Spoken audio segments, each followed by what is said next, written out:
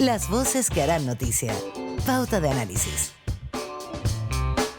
8:33 de la mañana y esto es Pauta de Análisis.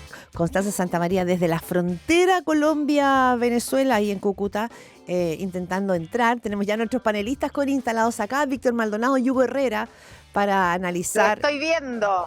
El mundo, para analizar. ¿Cómo están? ¿Son taxis o no? ¿Son taxis colectivos que estoy usando? Unos tanques. Sí, miren, unos tanques, Uber, unos pequeños tanques. Unos Uber. Estoy esperando que salga el servicio entre Colombia y Venezuela. No, ahí están porque están al lado de las tanquetas y eso es lo bien particular de la situación. Al lado de las tanquetas están estacionados todos los taxis que están esperando que la gente llegue, cruce caminando desde Venezuela hasta Colombia y aquí los toman. Hay gente también que viene ya en auto desde Venezuela, pero muchos, por ejemplo, ahora en la mañana que yo conversaba con ellos, venían caminando desde Venezuela y aquí se toman un taxi para seguir avanzando dentro de Colombia, hacia Bogotá o hacia otros lugares. Bien, Hugo Herrera, Víctor, ¿cómo están viendo esta situación? Esto marca evidentemente una discusión a nivel mundial y por muchas razones. Uno, por el rol de Estados Unidos, por el cambio de doctrina que podría tener en esta idea de que América Latina podría ser un patio trasero. Lo más importante, por la propia situación venezolana y quienes quedan a cargo. La pregunta que rondaba el día de ayer era quién traicionó finalmente a Nicolás Maduro y cómo puesto impactar en un país, además que tiene mucho armamento dando vuelta en la sociedad civil y las consecuencias que puede tener geopolíticamente también esto. No sé si puede pegarle a Chile o no. Hugo Herrera. A ver, yo creo que por partir de lo más genérico a lo más específico, yo creo que aquí estamos de vuelta a un cierto orden multipolar, habría que caracterizarlo con cierta hegemonía de Estados Unidos, pero en donde algo que es muy importante en el derecho internacional se pierde, o en el orden internacional, que son las apariencias. En el orden internacional se sabe, y uno cuando estudia derecho se lo enseñan, de que como no hay un poder soberano superior, impera un poco la ley de la selva, digamos, la ley del más fuerte. Pero hasta ahora lo que habíamos visto es que había tendido a primar una cierta formalidad en el tono. Y esa formalidad puede sonar hipocresía, pero por otra parte también es un cierto bálsamo que humaniza las relaciones internacionales. Y claro, eso está desapareciendo, digamos. O sea, cuando uno escucha lo que pasa en Venezuela o lo que pasó en Venezuela, donde entraron, buscaron y sacaron al presidente, un dictador, qué sé yo, todo lo que uno quiera, pero el gobernante en el cargo. Cuando el presidente el presidente Trump habla me acuerdo de las guerras sí. de Bush, digamos. El presidente Trump habla que en 20 días más va a abordar el tema de Groenlandia, que lo tiene ahí en la agenda. Está Colombia a la vueltecita. Claro, uno se empieza a preguntar cómo va a quedar esto, porque la verdad es que a Trump le quedan varios años y el problema es que no hay mucho que hacer, digamos. Entonces yo ahí veo que esto como que nos sobrepasa, no queda más que insistir en los viejos principios y la importancia que tiene una cierta hipocresía en la política, porque, insisto, es lo que humaniza las relaciones internacionales. Víctor Maldonado. En la última declaración de Trump dijo: yo estoy al mando de Venezuela.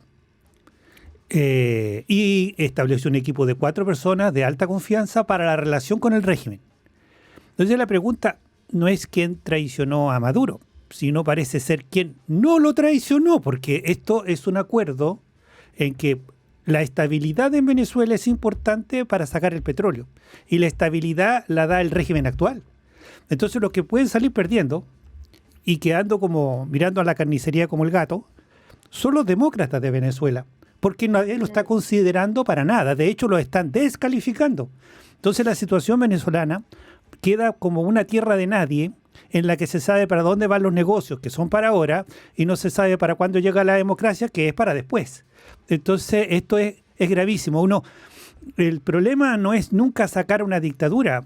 El problema es qué queda en su reemplazo. Y al parecer es una nueva versión de autoritarismo extremo, ahora en combinación con los Estados Unidos que prioriza los negocios en vez de lo que sea, porque a uno no le regala la democracia nadie, ni menos una potencia que está buscando sus propios intereses. Entonces esto está así. Connie Santamaría. Claro, bueno, bien interesante todo lo que dicen. Hay muchos puntos o muchas preguntas, mucho más que respuestas, obviamente, aquí. Cuando uno habla con los venezolanos de a pie, digamos, que están viviendo esto, hoy día en la mañana me llamó mucho la atención la fuerza con que me decían que tienen miedo, que no saben lo que va a pasar, que aquí no ha cambiado nada, simplemente salió Nicolás Maduro, pero siguen los mismos, la misma cúpula. Estaba, decíamos, Diosdado Cabello, estaba Delcy Rodríguez, están los mismos menos Nicolás Maduro y su señora, fueron los únicos que salieron digamos, de la foto, como podríamos decirlo, pero no ha cambiado nada en términos de democracia ni de libertades, al revés. Muchos me decían, nos sentimos incluso aún peor porque ahora sí que no sabemos qué va a pasar. Y la pregunta que uno se hace también es, ¿quién tiene el poder de hacer algo? Porque da la impresión que la misma Corina Machado, en su última entrevista que acaba de dar, digamos, a Fox News, ella lo que dice es defender y adular un poquito digamos, a Donald Trump, lo que es raro, en vez de demasiado exigir sí. que los tomen en cuenta. Ahora puede ser una estrategia, uno no sabe cuáles son las conversaciones que hay detrás, pero da la impresión que los han ninguneado, a Corina Machado la ningunearon, y nadie está haciendo nada. Y América Latina, y ahí quiero ponerles la pregunta a ustedes, tampoco, el resto del concierto latinoamericano tampoco ha hecho mucho. O sea, una declaración al principio de los gobiernos más de izquierda, oponiéndose a la intervencionismo de Estados Unidos en Venezuela, y ya está. No hemos visto algo más coordinado, e incluso en el mismo Chile hemos visto una diferencia radical entre la postura del gobierno saliente y del gobierno entrante. Ahí nos falta una postura común para presionar, digamos, a la misma cúpula venezolana o al mismo Donald Trump. A ver, yo perdón, Sí, Hugo Herrera. diría que si ni Europa, digamos, logra articularse y cumple con eso de que en términos económicos es un gigante, pero en términos geopolíticos es un pigmeo, ¿qué le vamos a pedir a Sudamérica, digamos? Yo creo que estamos en una situación que va a dejar muchas huellas y muchos rastros por lo mismo, porque es nueva. Ahora, respecto a la situación en Venezuela, yo quisiera hacer un contrapunto, porque siempre puede ser peor. Esto que dijo alguna vez la presidenta Bachelet es bien cierto en política, y sobre todo cuando hay cambios de gobiernos violentos. Siempre puede ser peor. Recordemos, sin ir más lejos, el caso de Irak, que todavía no se estabiliza luego de la intervención norteamericana, y se retrocedió. Se retrocedió en la medida en que el régimen de Saddam Hussein era una dictadura, pero los derechos de las mujeres, por ejemplo, habían avanzado comparativamente con el resto de los países, etcétera. Yo creo que, claro, nadie está dispuesto a avalar el gobierno actual venezolano en la medida en que sigue siendo un gobierno de facto, donde se vulnera la democracia. Pero creo que lo que ha hecho Trump ha sido más astuto, por lo menos en principio, a jugar por los resultados, porque todavía hay calma, que lo que hizo un Bush en Irak, donde hubo una implosión de poder y se generó el caos, digamos. Ahora, todo depende de cómo esto termine, porque si esto es simplemente sacar a un dictador para poner a otro más funcional a los norteamericanos, no obstante que va a seguir siendo del mismo signo político, bueno, claro, ahí uno tiene derecho a reclamar y pobre Venezuela. Por otra parte, y esto es lo último que voy a decir sobre este punto, a mí me llama la atención de que en Venezuela cuesta mucho contar con la oposición. Es una oposición que lleva un cuarto de siglo, digamos, sin capacidad de organizarse y desplazar a un gobierno que, siendo autocrático, no es una tiranía al nivel de Cuba, digamos. No, de hecho, la Guardia Pretoriana aquí es cubana. En estas horas ha demostrado que saliendo Nicolás Maduro, el edificio no se ha caído. Es decir, que quiere decir esto, entonces la pregunta es si el chavismo está mucho más enquistado y es más profundo que solo con la concentración en una sola figura. O la oposición muy mal organizada también. También puede ser. Víctor Maldonado. Yo creo que la mantención del grupo predominante en Venezuela estaba condicionada a la cabeza de Maduro. La entregaron para permanecer. Y ahora la situación está estabilizada, solo que no va hacia donde nosotros anhelaríamos que fuera, que sería hacia una democracia más plena.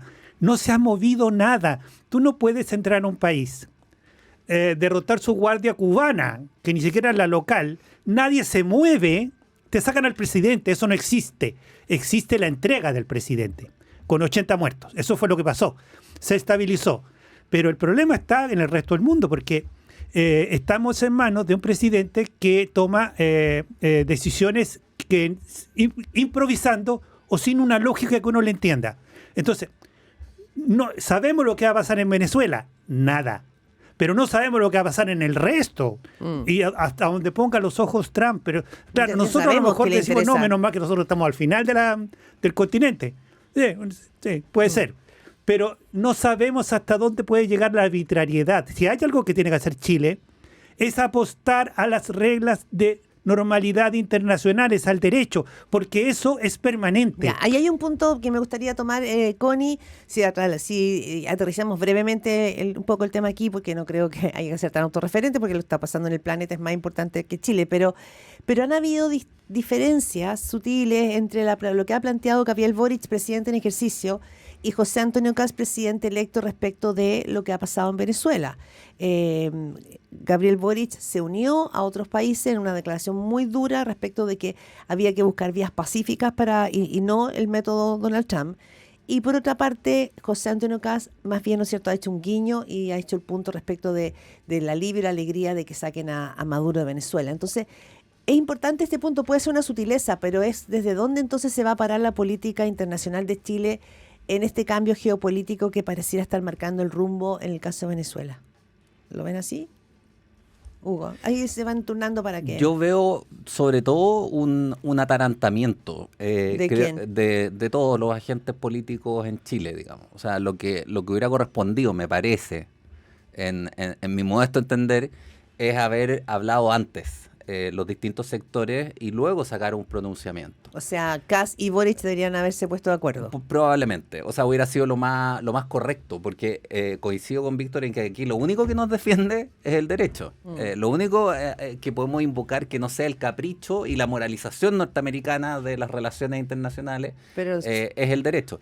Pero no hubo eso, sino que cada uno jugó para su bando en el fondo, porque Boric tampoco habló como en función de jefe de Estado, sino que se alineó simplemente con la izquierda latinoamericana en una declaración nuevamente condenatoria, pero sin visión de largo plazo. O sea, yo hubiera esperado ese entendimiento previo antes de me reaccionar llamó en la un tema tan atención sensible. que un grupo de parlamentarios de la derecha decía que le exigía a Boric finalmente respaldar el actuar militar de Estados Unidos en Venezuela. Me llamó la atención que un grupo de parlamentarios, con la gravedad que tiene esta gran situación internacional, como que de repente se achica mucho, ¿no? La lectura de las cosas. Lo que hay es que es extraño, porque uno se tiene que guiar por los silencios, no más que por lo que se dice. Por ejemplo, el gobierno dice: rechazamos la acción armada en Venezuela en vista del derecho internacional. Lo que no puede decir es a quién apoya, porque no hay una contraparte a la cual entregarle el poder, porque es muy débil. O sea, cuando teníamos a Pinochet en Chile, pierde el plebiscito, todo el mundo apoyó a la oposición porque estaba organizada, se sabía dónde iba a llegar la cosa. Pero en Venezuela, el que menos poder tiene, menos influencias tiene, y nadie está trabajando por ello, es la oposición. Entonces, el gobierno calla lo que no puede tener, que es a quién defiende, a qué demócrata defiende. Kast no defiende la centenaria tradición chilena de política internacional en que uno respeta el derecho internacional. Lo que dice es que apoya la decisión de Trump y sacar a Maduro. Pero no dice nada respecto del futuro de Venezuela, porque de ahí no sabemos lo que va a suceder. Entonces creo que los dos tienen un punto ciego. Dicen lo mismo, a nadie le gustaba Maduro, pero nadie quiere que el país quede en manos de un protectorado de otro país, porque se supone que es para que el país se autodetermine, pero eso se ha perdido. Connie, Connie Santamaría, desde las calles de Cúcuta, te vemos con los tanques cada vez más cerca, Connie, ¿ah? Se ven Sí, feos, no, se ven la feos. verdad- Se está Ahora- llevando una niñita. Oye, Sí, me da un poco de nervio. no, esos son venezolanos que Ya. están cruzando como todos los días. No, pero tengo que decirles que esto que se ve grande, se ve imponente. Mira, yo he conversado varias veces con los militares y los funcionarios y han sido un encanto. Ya. Cero, no hay ninguna, no, de verdad, aquí no hay ninguna sensación como de que estamos en guerra, digamos, o a puertas de. No, hay que ser súper transparentes. Están estacionadas las tanquetas, los funcionarios están ahí, obviamente armados, pero, y ahí se suma otra cosa que es importante y que es propia de este lugar.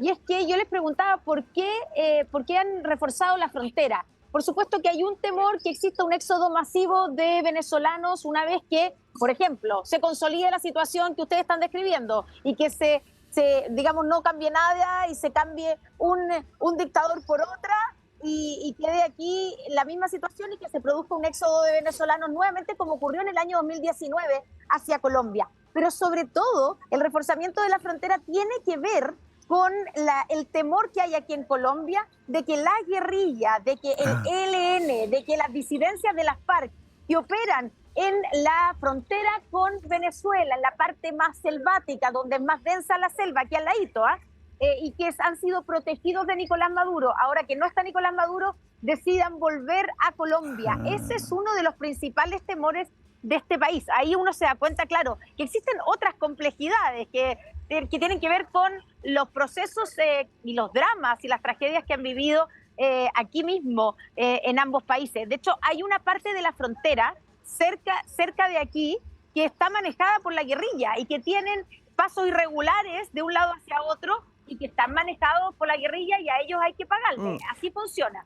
Hablamos de las FARC, del ELN y del Tren de Aragua, ¿no? De esos tres, probablemente, como socios Sobre criminales. todo la guerrilla, Ya. sobre todo la ex guerrilla, disidencias de las FARC, ELN, que se fueron y se digamos, aguacharon, por así decirlo, en el lado venezolano y que han sido protegidos por Nicolás Maduro.